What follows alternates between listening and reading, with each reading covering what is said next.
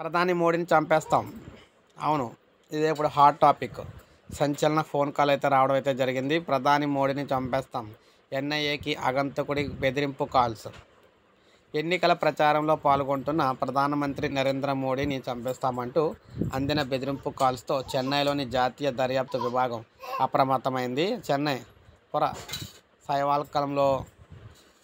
సైవాల్కంలో NIA కార్యాలయం అయితే ఉంది.